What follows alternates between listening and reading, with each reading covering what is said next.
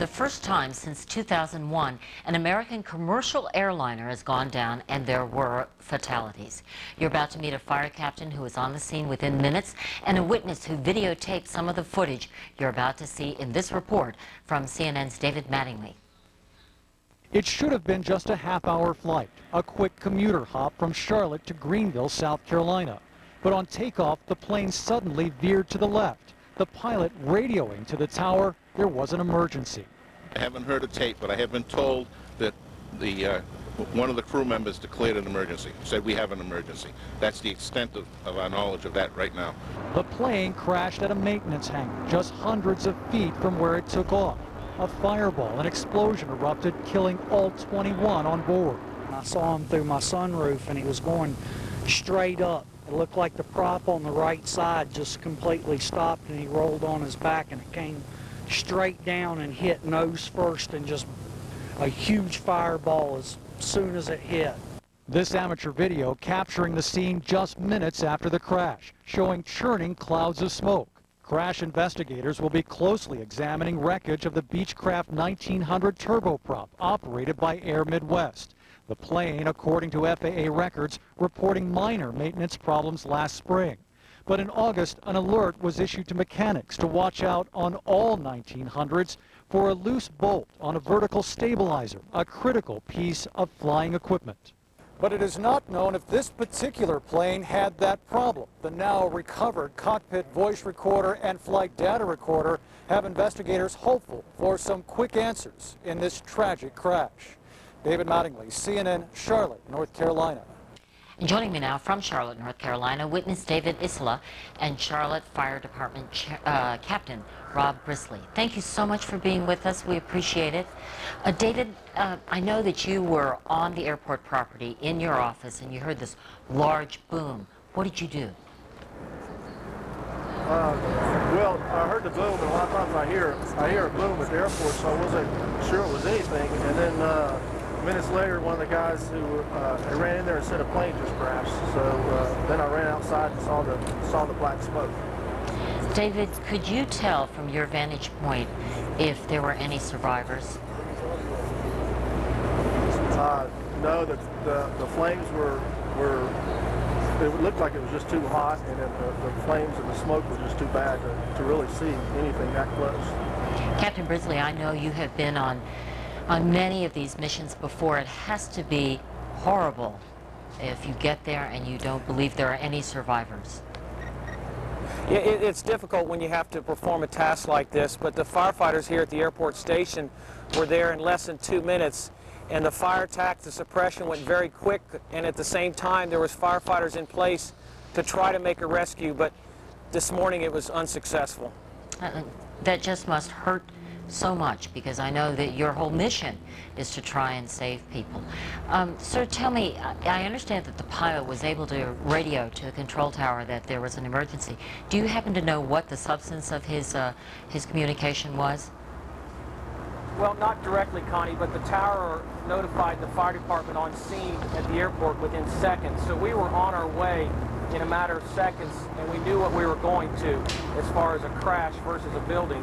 And the fire department had smoke and flames visible, so we were able to communicate extra information, extra companies to come from outlying fire stations. The situation worked like it should. The equipment and firefighters was in place, but it's still difficult when you have to go to something as tragic as this.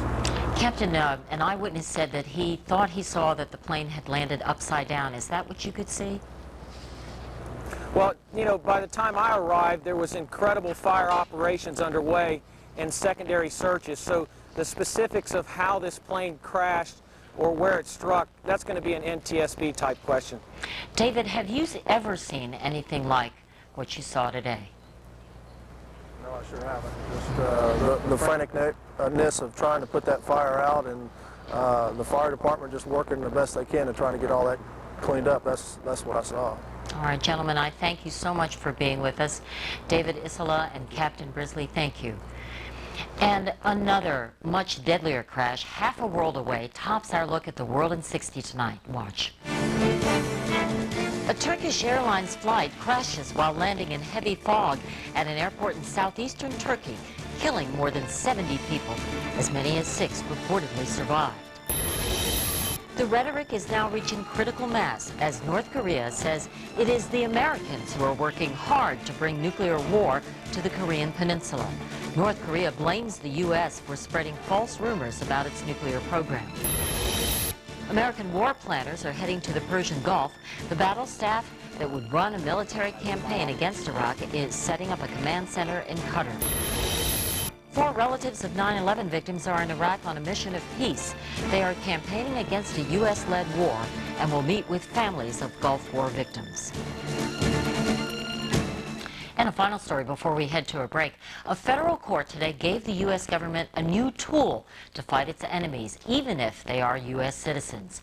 Ruling in the case of Yasser Hamdi, an American captured fighting for the Taliban, the court said the U.S. government can hold Americans in military custody without legal rights, such as the right to an attorney.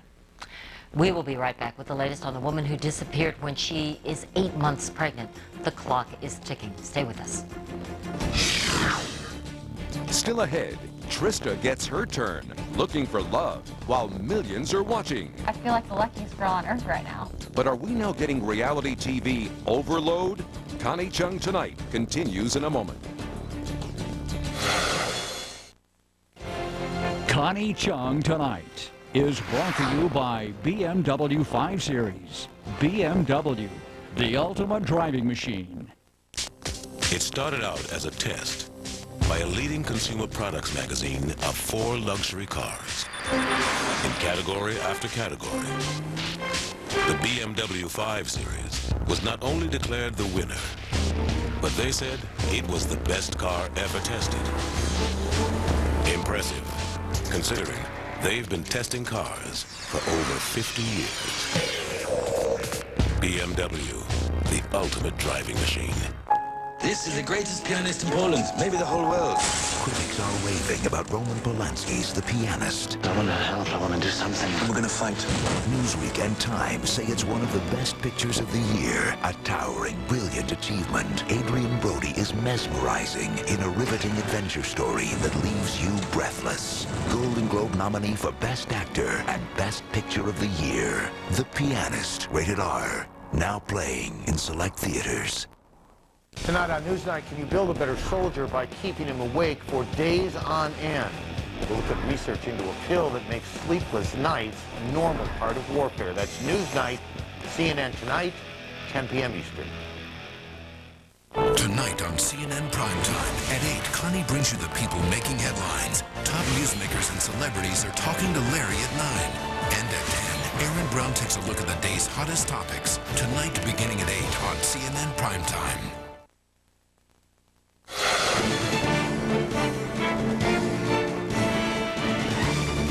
A tantalizing but mysterious lead tonight in the case of Laci Peterson, the woman who disappeared on Christmas Eve, 8 months pregnant.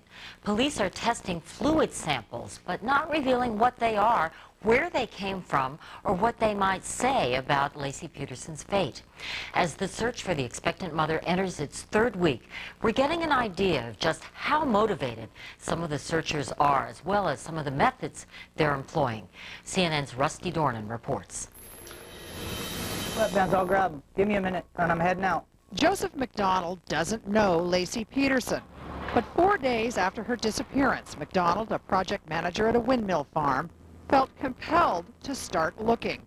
All right, buddy. So he saddled up his horse, Cody. We can just go down here and make it. Searching by horseback is not uncommon here in rural areas of California's Central Valley. It's a good way to cover more territory, especially along the creeks and rivers. At this point, how much time have you spent searching? You know, I haven't really kept track of it. I'm just out helping. It's every day I can. If I'm not working, I'm out. On the weekends, I'm out.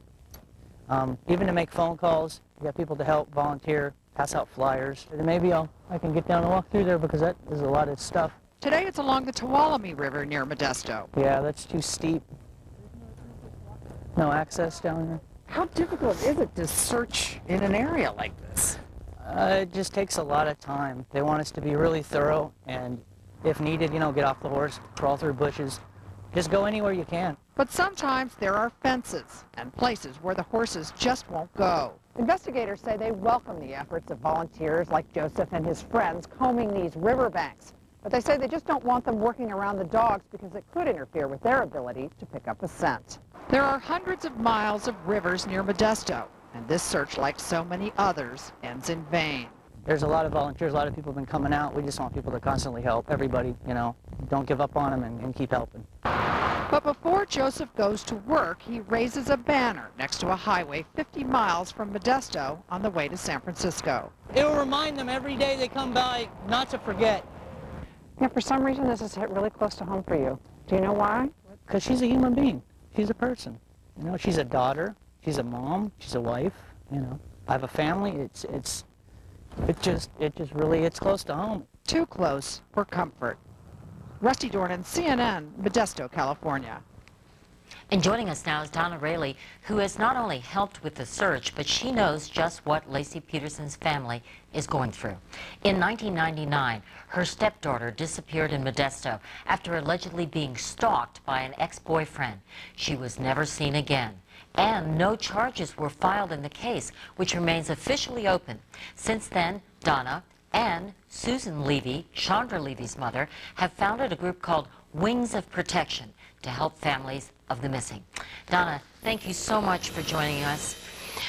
Tell me, Donna, I know that you raised your stepdaughter since she was 9 years old, so you were really close to her. It's been 3 years now. When Laci Peterson disappeared and you started hearing these news reports and seeing the news reports, how did you react to it? It brought us back to all of our family to day one.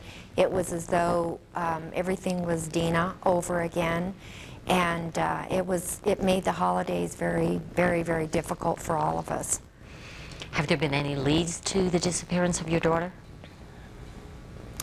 There have been a lot of leads phoned into the police department, but to the best of my knowledge, I don't think they've been thoroughly checked out. Donna, do you at think, this point? Donna, do you think she's still alive? No, I do not. Oh. I know that you have spoken with the Peterson family, and you've tried to help and give them some advice. What have they told you, and what have you told them? Well, basically, when we spoke with them, Susan and I were together, and we just tried to let them know That's Susan that, Levy, right?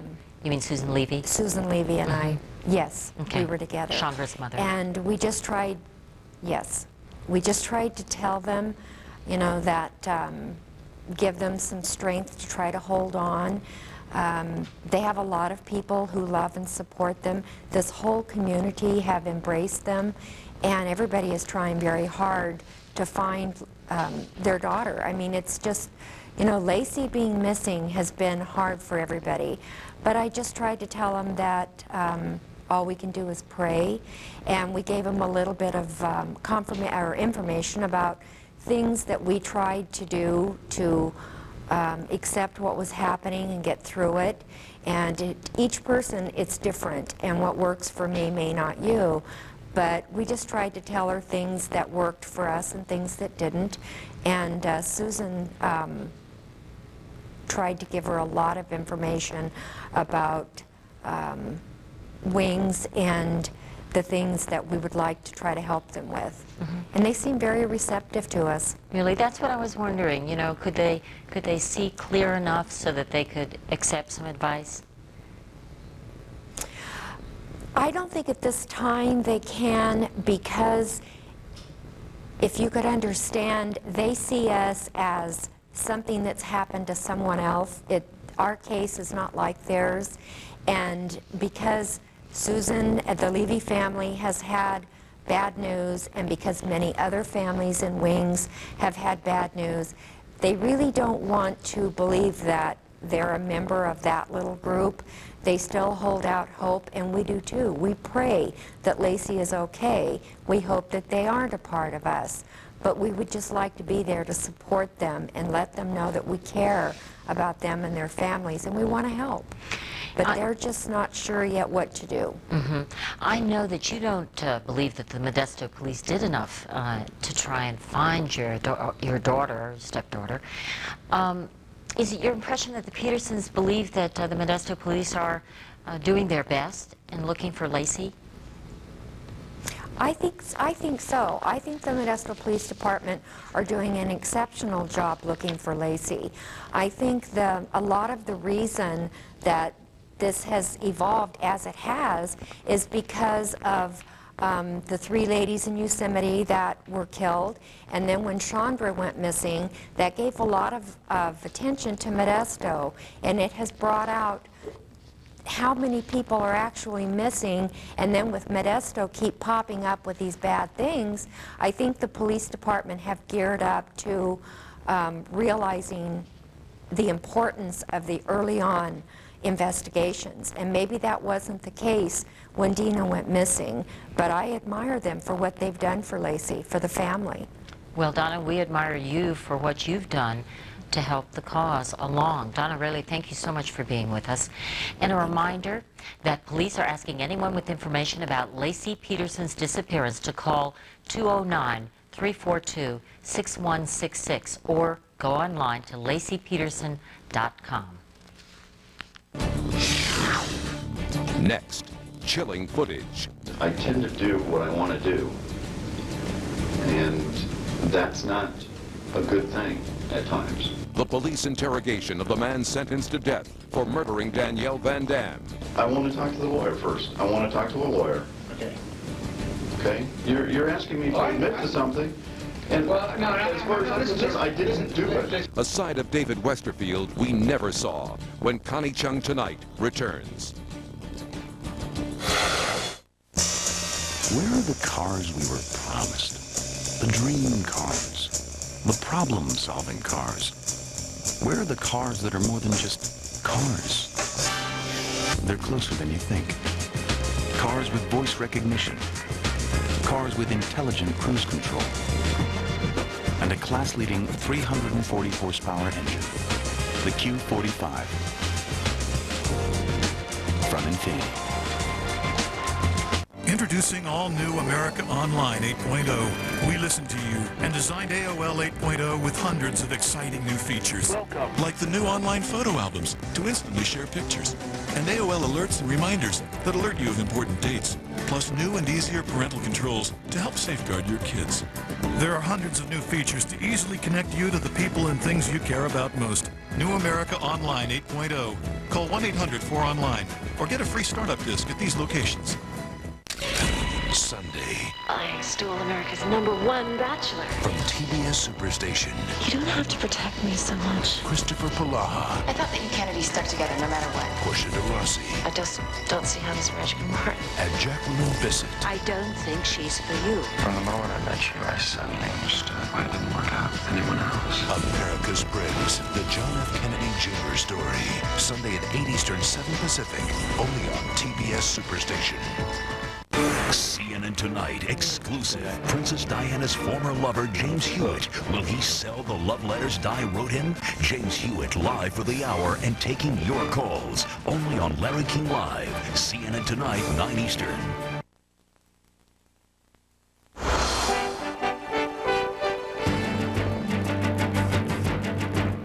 Tonight, rare and chilling insight into the mind of a child killer. David Westerfield has been sentenced to die for kidnapping and killing 7-year-old Danielle Van Dam almost a year ago. He had nothing to say for himself during the trial or the sentencing, sat in the courtroom stone-faced.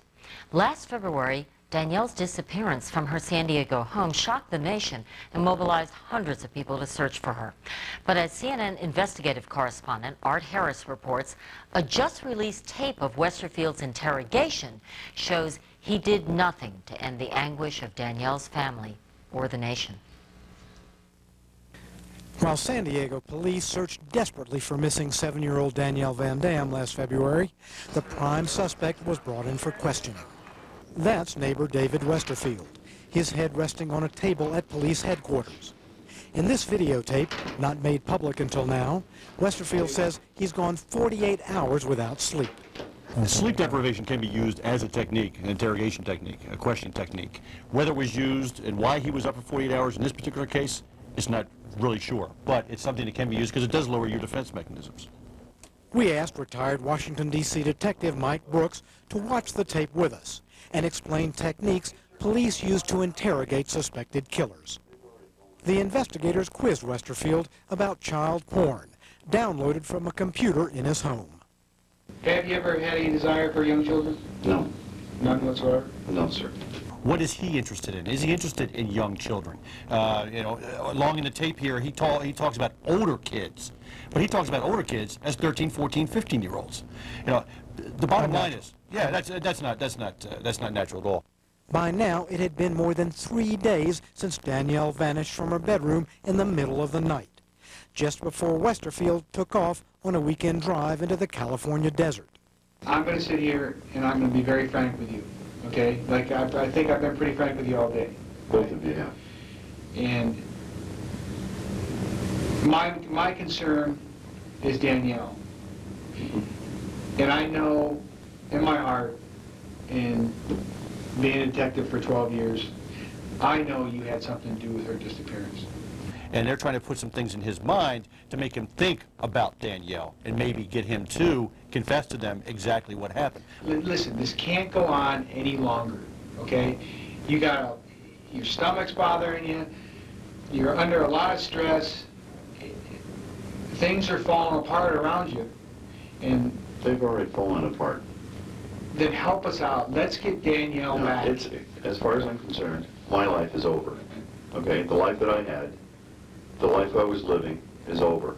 It's starting to get down, and sometimes that's also a technique is to try to bring highs and lows in an interview. And right now we look like we're going to a low.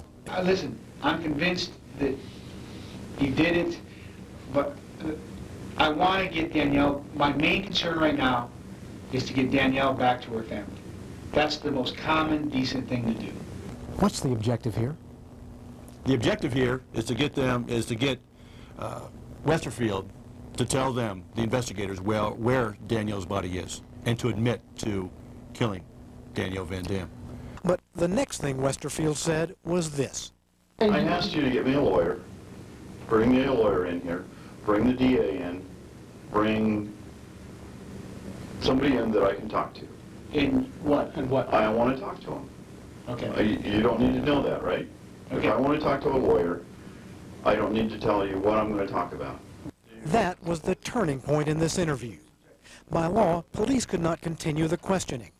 In fact, at trial, the judge kept this videotape out of the evidence because police failed to read Westerfield his rights before starting to search the desert for Danielle's body.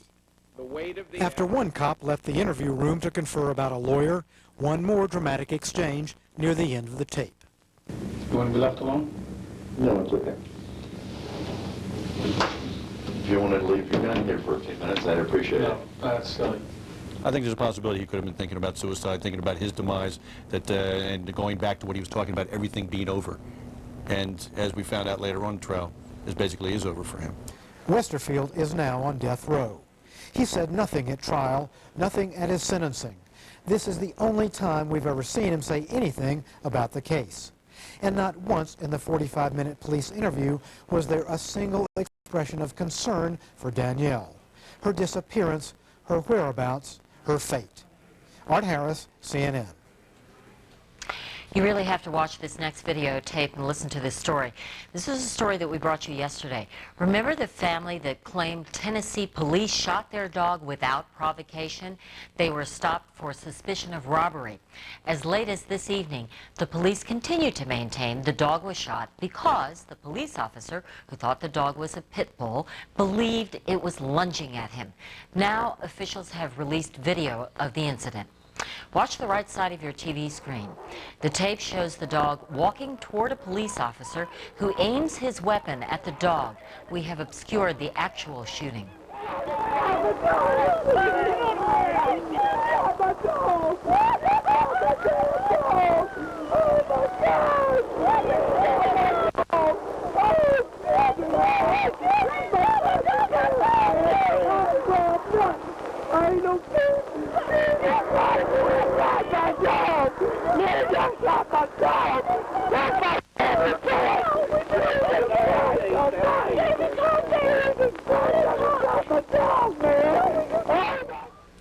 The family, clearly distraught, is now considering legal action.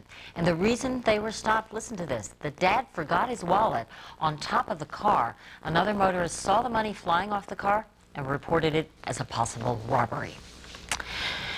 When we come back, she was rejected on The Bachelor, you know, that TV show, and now Trista Raines got her own show, and this time the guys are on the line. We'll meet Trista and ask her the burning question, why, oh why?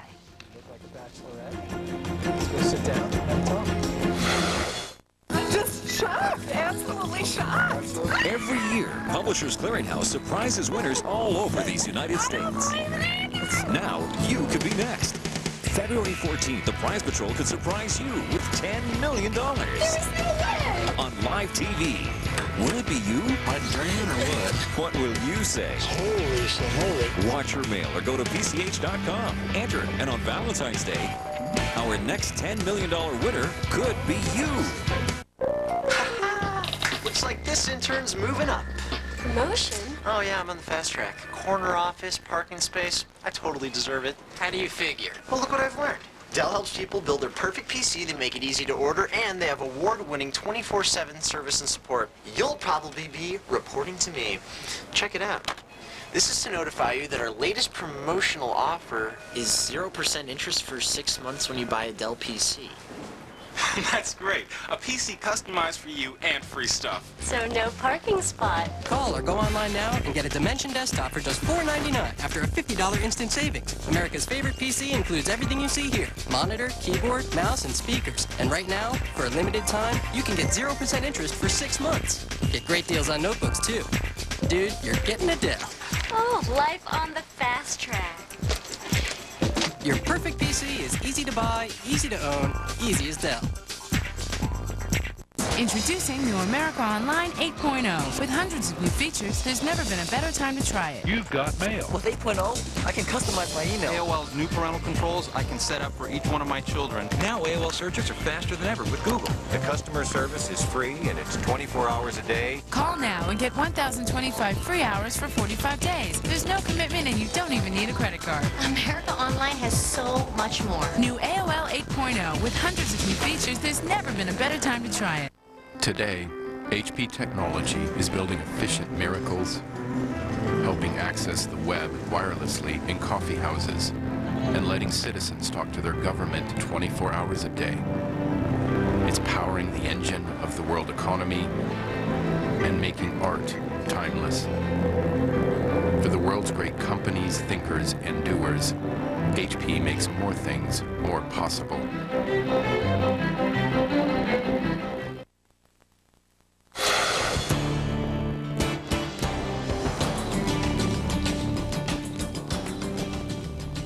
Well, apparently the networks don't think so. There are 6, count them, 6 new shows launching this week. And now it's The Bachelorette's turn. Isn't that a dated name, Bachelorette? On The Bachelor, Trista Raines was rejected on national television. Tonight, she gets her chance to play the heartbreaker, dating on national television 25 men. I want to find Mr. Right. I want to find him. I have searched forever and ever. I want it to be right. I want to know that it's right, and I just haven't come across that yet. I've dreamt about my wedding day for a very long time. So, will she go from Bachelorette to bride? Trista stopped by the studio just a short while ago, and we talked. Trista, thank you so much for being with us. Thank you for having me. Now, the last time we saw you, you were not very happy. In fact, you were very sad. Let's take a look at this clip. Okay. I mean, whatever happens, you know, my life will go on. I'm okay. I'm just sad. Hey, Trista, I'm saying to say, oh man, what are you crying for? Cut it out. I mean, Yeah, you I weren't know. taking it seriously, were you? Oh, yeah, completely. Well, but this was all for fun. Come on, hello. It was in the beginning. Yeah. It was in the beginning, but I definitely developed feelings for Alex. It was sad. I got over it. I'm fine now. Have you seen Alex since then? I have a few times, just out on the town and randomly. Definitely weren't planned Did you meetings. We did. We've said some words to each other. I don't think I should go any farther than that. Really? Now, if he said, oh, I made a terrible mistake, you know, I'd love to go out with you, would you? Oh, really? I already know your question. Yeah. But, no, I think that to be a person that he didn't want to be with when he had the chance, I don't think that that would be good to go back to. I would rather have someone want me from the beginning and then develop a relationship from there, so. Well, he's toast. Yeah. All right, so now you have an opportunity to, do the choosing. Yes. Did you know anything about each of these guys? Not really. The first night was the first time I learned anything about them. I had a little 3-ring binder that had their picture, their age, their occupation, where they were from. But before that, I didn't know anything. And how would you say you decided that first round of eliminations? How did you say to yourself, by looks? Right. By what? Well, the first night, it was hard because we only had, hours together. We probably had about 5 or 6 hours together. And because there's 25 guys, it's hard to get alone time with each of them. But yeah, physical appearance definitely played a part. But I try to not let that make my decisions because I've definitely had relationships in the past where I necessarily wasn't attracted to them at first.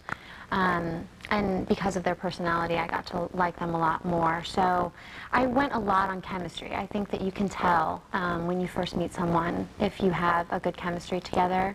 And also, different things like if they're flexible and moving, if they were looking, You're a physical therapist. Yeah. Anybody need physical therapy there? They didn't say. Oh. But maybe. Okay, moving on. There were some professional athletes, so they may.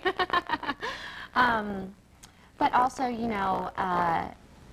if they had the same interests, if they brought up a conversation right off the bat that maybe wasn't something that I was totally interested in, then that was kind of an easy way to decide. You didn't enter this really looking for a life partner, did you? This one, yeah. The last show, I just did it for fun. No, Get Out. You did? Yeah. Really? Yeah. I mean, you're taking this seriously. Completely seriously. Well, and it's already been shot, so it's over.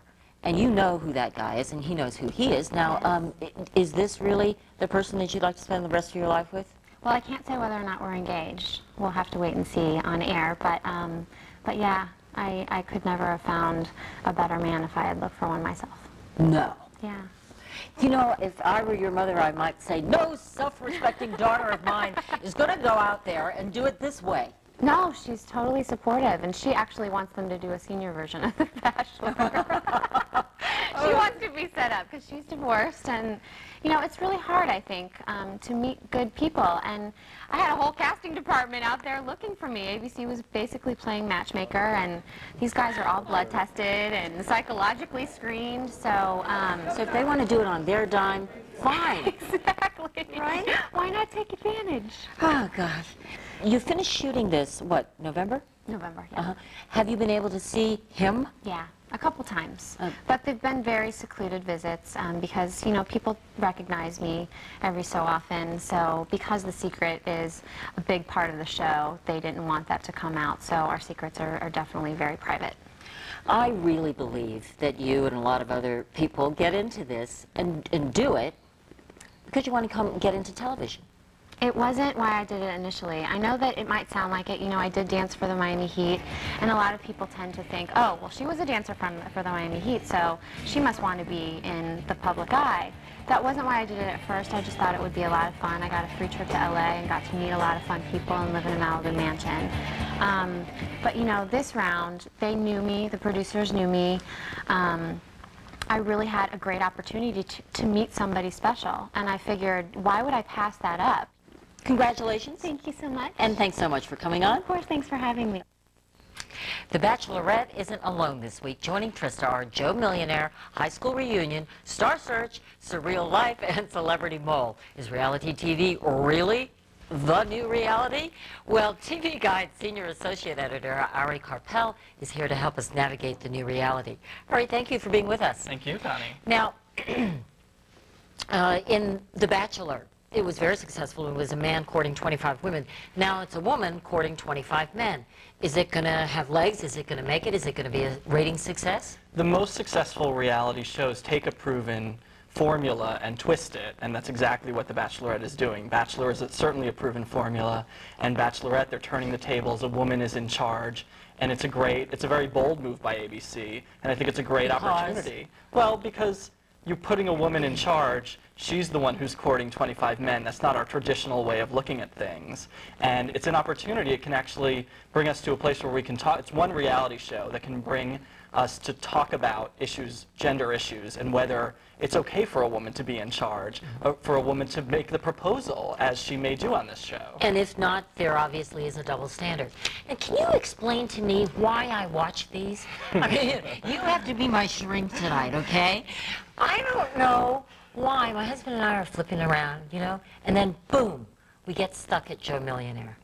And you know, he's putting the necklaces on, the pearl necklaces, and we can't stop watching it. I think they're addictive in part because they work off of basic stereotypes and sort of our most basic fantasies. In this case, the fantasy is that a beautiful young woman will find her prince and live happily ever after. On a show like High School Reunion, it's that the high school nerd 10 years later is going to get the popular girl. And we all can relate to that. So I think there's something in us we get to live vicariously through them, and yet at the same time we can stand sort of above them, away from it, judge them, as we often like to do as well, and say, well, I would never do something as stupid as they're doing. Yeah, right.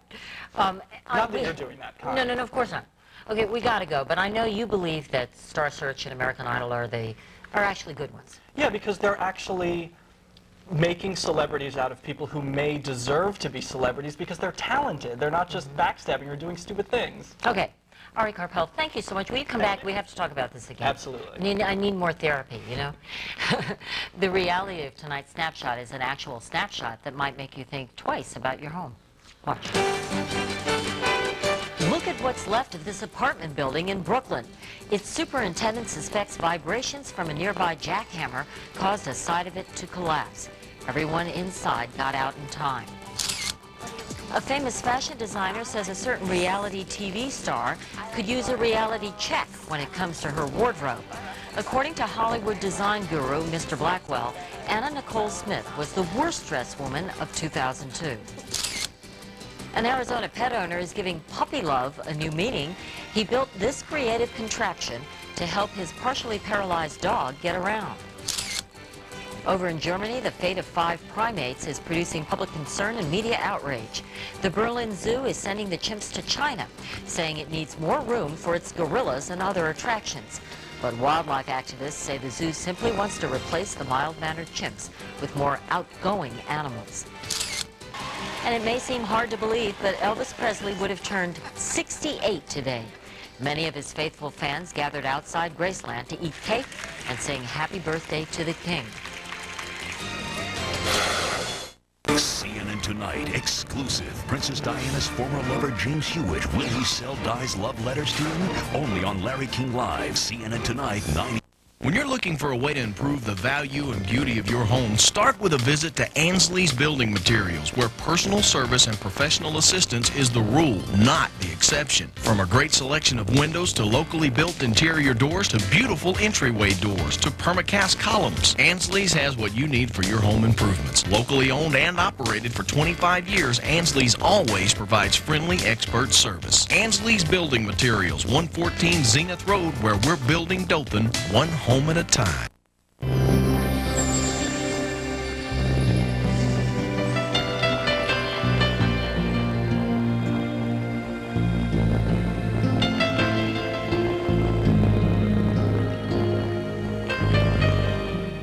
For your internet service, trust the people who have provided local, reliable, friendly, and affordable service for nearly 60 years. HalloWeb Internet Services at halloweb.com and West Florida Electric Cooperative at WFECA.net, your Touchstone Energy Cooperatives. Comcast high-speed internet service is the fastest way to download photos. Hey, I'm emailing your wedding pictures right now. Cool. Kelly, Bob's emailing the wedding photos. Oh, great. Oh, honey, come take a look. And one special shot from your bachelor party. Download photos fast. Really fast. Michael! Comcast high-speed internet.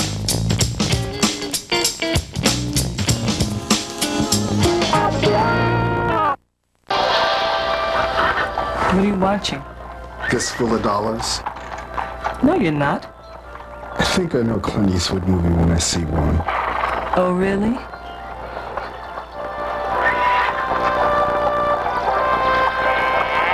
So I guess that's Clint churning butter? The info button. Know what you're watching before it's too late. From Comcast Digital Cable, your life connected.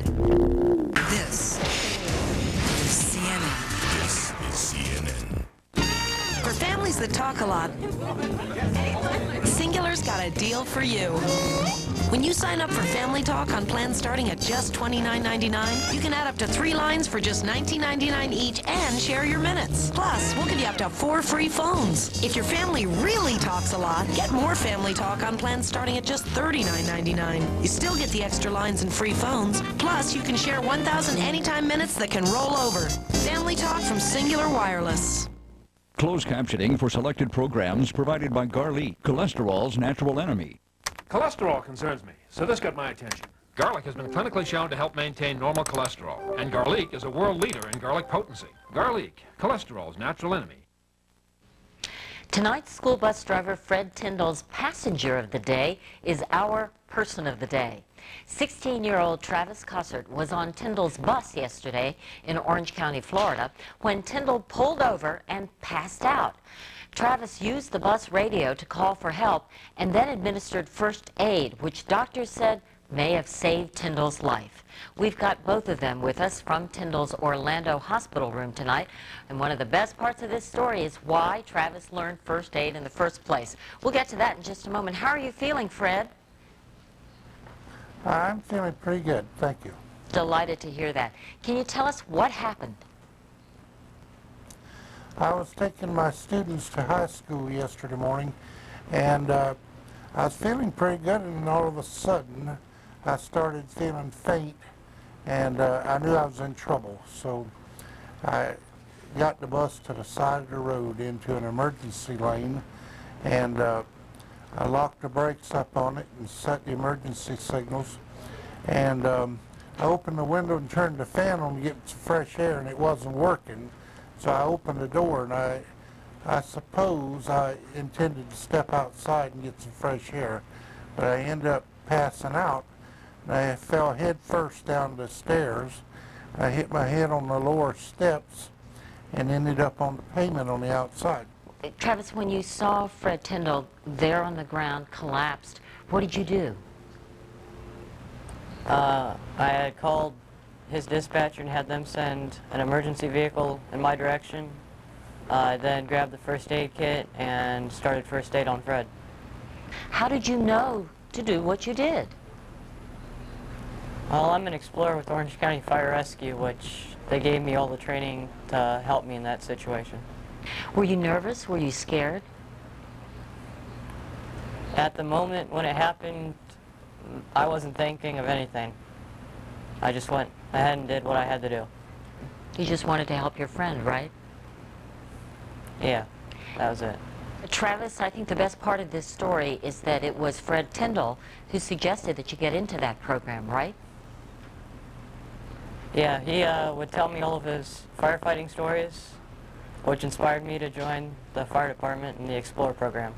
So do you think this is the career that you want to pursue? Definitely. Fred, you know, you got to believe that something out there was going on for you to have collapsed and for Travis to be there to help you. And in the end, you know, had he not been there, it could have been much worse. Yes, that's true.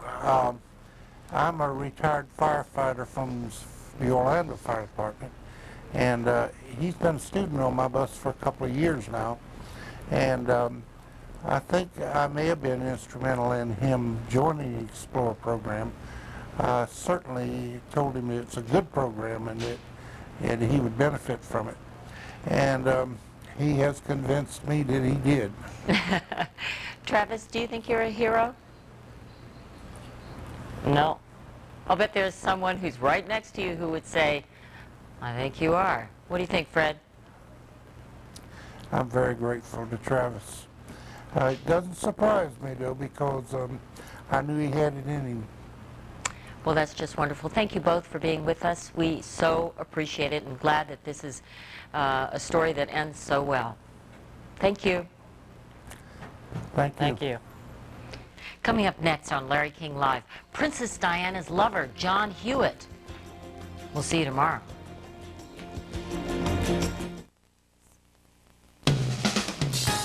Tonight, exclusive, James Hewitt, Princess Diana's former lover. She said she adored him. Now there's word he may sell the love letters that she hand-wrote to him. We'll get into that and a whole lot more with your phone calls. With Princess Diana's former lover, James Hewitt, here and only here for the hour next on Larry King Live.